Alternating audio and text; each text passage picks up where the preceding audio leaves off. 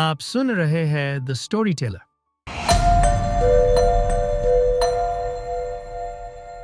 हितेन, ये लॉकेट कहाँ से आया तेरे पास? मम्मी डर से लॉकेट को घूरते हुए बोली। हितेन ने तो जैसे ही लॉकेट पर नजर डाली वो पूरी तरह से घबरा कर बोला, ओ गॉड, ये लॉकेट तो विकास के पास था, यहां कैसे आया? अब हितेन के पापा भी लॉकेट को गौर से देखते हुए बोले, कौन विकास? और उसका लॉकेट तुम्हारे बेड पे कैसे आया? लॉकेट अपने बेड पर देखकर तो हितेन भी अंदर ही अंदर घबरा उठा था। फिर भी किसी तरह हिम्मत जुटाते हुए वो बोला, मैं और विकास दोनों ही कॉलेज टाइम के फ्रेंड्स हैं। अभी 3 महीने पहले हम दोनों एक कंपनी में जॉब के लिए इंटरव्यू देने गए थे, लेकिन वहां भी हमें जॉब नहीं मिली और हम निराश होकर यूं ही पैदल पैदल बस स्टॉप की तरफ जा रहे थे कि अचानक विकास को सड़क पे लॉकेट पड़ा हुआ दिखाई दिया। विकास ने फौरन वो लॉकेट उठा लिया। अभी लॉकेट को हम गौर से देख ही रहे थे कि विकास का मोबाइल बजने लगा। विकास ने लॉकेट अपने जेब में डाला और जल्दी से कॉल रिसीव किया।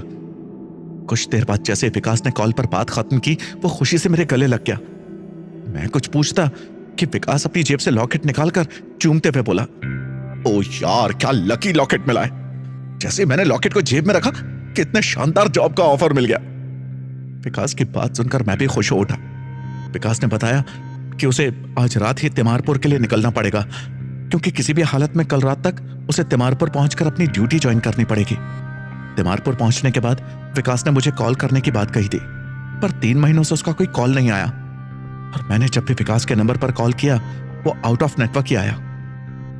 लेकिन ये लॉकेट तो विकास अपने साथ ही ले गया था, फिर आज अचानक ही ये लॉकेट मेरे पेट पर कैसे आ गया? मेरी तो कुछ समझ में नहीं आ रहा। हितेन के पापा ने हैरानी से उस चमगादड़ वाले लॉकेट को घूरते हुए अपने हाथ में उठा लिया और दूसरे ही पल उन्होंने चीखते हुए वो लॉकेट दूर फेंक दिया। इस चमगादड़ के दांत में लगा खून तो असली है, ये देखो मेरी हथेली। पापा ने अपनी हथेली सामने कर दी। उनकी हथेली पर ताजे खून के धब्बे थे। घबराए हितेन ने जल्दी से एक रुमाल लिया और अपने पापा की हथेली से खून के धब्बे साफ करने लगा। लेकिन जैसे जैसे वो उन धब्बों को साफ कर रहा था, उतनी ही तेजी से खून के धब्बे हथेली पर और भी ज्यादा फैलते जा रहे थे।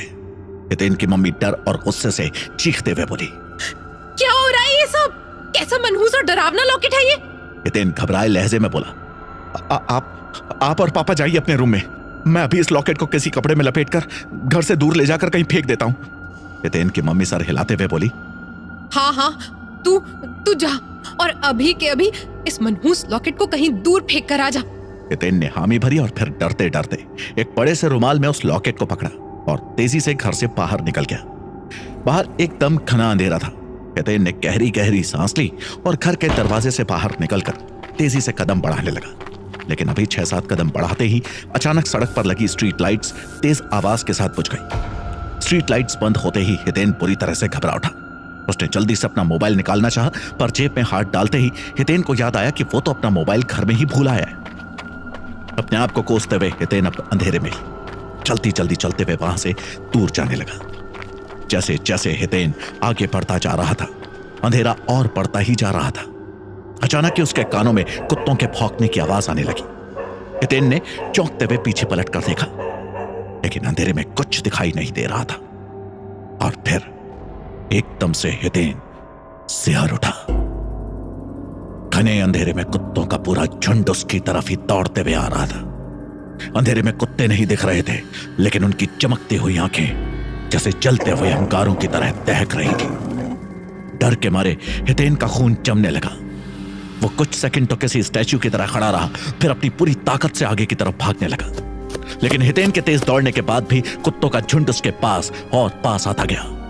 अचानक हितेन के पैर के नीचे एक पत्थर आया और हितेन एकदम लड़खड़ा कर गिरने लगा कि उसके पास रुमाल में लिपटा चमगादड़ वाला लॉकेट नीचे गिर पड़ा।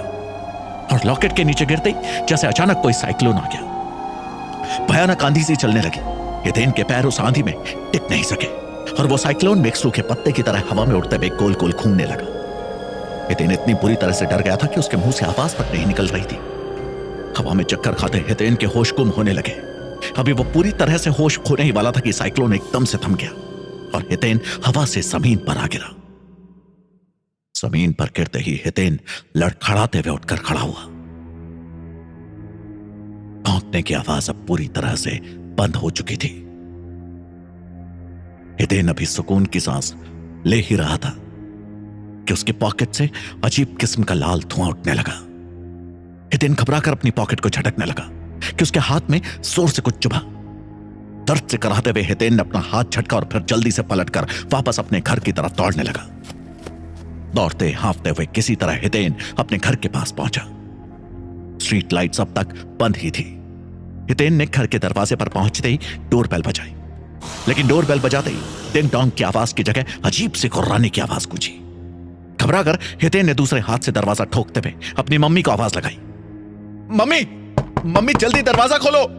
हितेन की घबराई आवाज और दरवाजे पर होती ठक-ठक से मम्मी ने लपक कर दरवाजा खोला। जैसे ही दरवाजा खुला, हितेन तेजी से अंदर आया और हाफते हुए एक चेयर पर बैठकर जोर जोर से सांस लेने लगा। हितेन की ऐसी हालत देखकर उसकी मम्मी फौरन एक ग्लास पानी ले आई और हितेन को देते हुए बोली, ये लो बेटा, पानी पी लो। तुम इतना हाफ क्यों रहे हो? हुआ क्या? वो मनहूस लॉकेट तो फेंक आए हो ना? हितेन ने एक ही घूंट में ग्लास का पानी पी लिया, फिर हाफते हुए किसी तरह बोला, वो लॉकेट तो अचानक ही मेरे हाथ से नीचे गिर गया। अंधेरे में कुछ दिखा भी नहीं मुझे ठीक से, इसीलिए मैं दौड़ते हुए वापस घर चला आया। मम्मी बोली, अच्छा हुआ जो उस लॉकेट से छुटकारा मिल गया। अब जाकर अपने रूम में आराम से सो जा। हितेन ने गर्दन हिलाई और अपने रूम की तरफ चल दिया। रूम में पहुंचकर हितेन सीधे अपने बेड पर लेट गया। शॉक के मारे उसका माइंड पूरी तरह से ब्लैंक हो चुका था। बड़ी मुश्किल से हितेन ने अपनी आंखें मूंदी और सोने की कोशिश करने लगा कि उसके पैंट के पॉकेट में एकदम कुछ हलचल सी होने लगी। घबराकर हितेन जल्दी से उठा और चेक करने के लिए जैसे ही उसने अपने पैंट की जेब में हाथ डालकर हाथ बाहर निकाला, डर से हितेन के गले से एक दिल दहलाने वाली चीख निकली।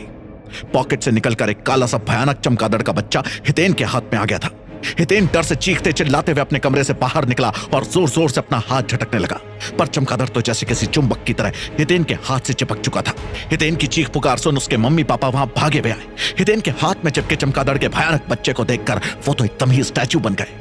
अभी कोई कुछ करता कि चमगादड़ का बच्चा अपने पंख फड़फड़ाते हुए हितेन के हाथ से अलग हुआ और उड़ते हुए खिड़की से बाहर निकल गया। हितेन अभी चैन की सांस ले ही रहा था कि उसके मोबाइल की रिंग बजने लगी।